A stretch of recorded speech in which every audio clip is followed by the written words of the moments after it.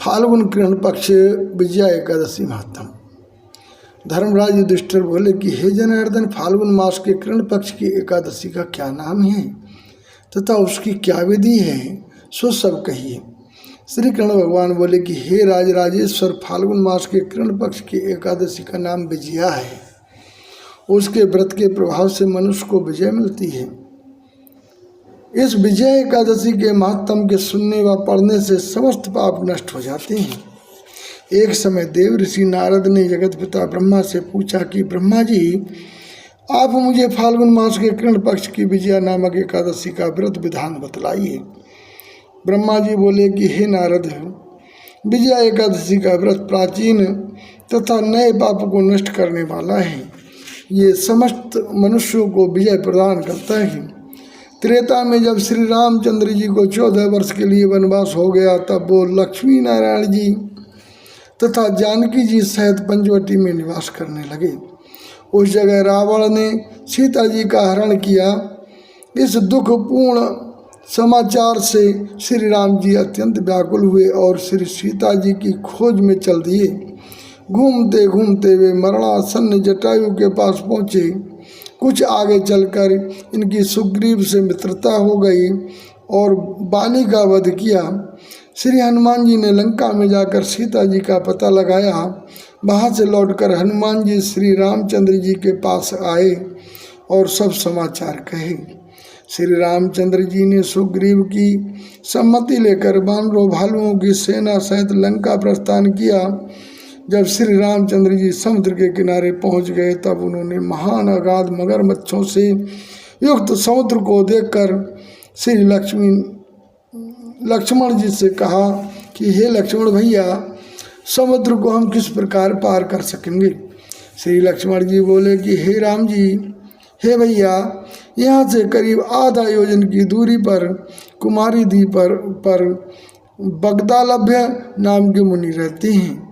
आप उनके पास जाकर इसका उपाय पूछिए। लक्ष्मण जी के वचनों को सुनकर श्री रामचंद्र जी बगदालभ्य ऋषि के आश्रम में पहुंच गए और उनको प्रणाम करके बैठ गए। मुनि ने उनसे पूछा कि हे राम जी, आप कहाँ से पधारे हैं। श्री राम बोले कि हे महर्षि, मैं अपनी सेना सहित यहाँ आया हूँ और राक्षसों को जीतने लंका जा रहा हूँ। आप कृपा कर समुद्र पार करने का कोई उपाय बतलाइए। बगदालभ्य ऋषि बोले कि हे राम जी, मैं आपको एक उत्तम उपाय बतलाता हूँ। फाल्गुन मास के कृष्ण पक्ष की विजया एकादशी का व्रत करने से तुम समुद्र से अवश्य ही पार हो जाओगे और तुम्हारी विजय होगी।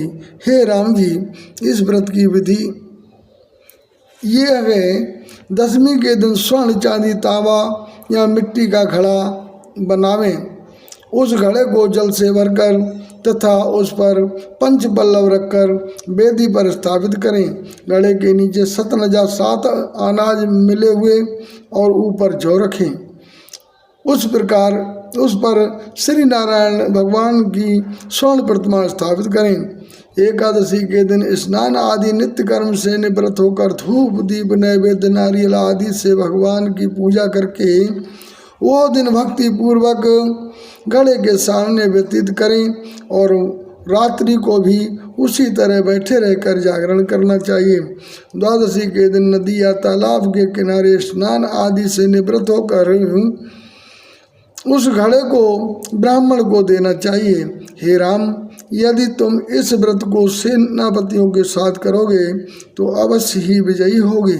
इसके पश्चात श्री रामचंद्र जी ने विधिपूर्वक विजया एकादशी का व्रत किया और उसके प्रभाव से लंका में राक्षसों पर विजय पाई।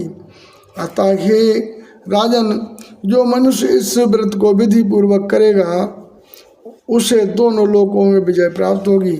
ब्रह्मा जी ने नारद जी से कहा था कि हे पुत्र, जो कोई इस व्रत के महत्व को पढ़ता अथवा सुनता है उसे निश्चय ही अश्वमेध यज्ञ का फल प्राप्त होता है। बोलिए विष्णु भगवान की जय।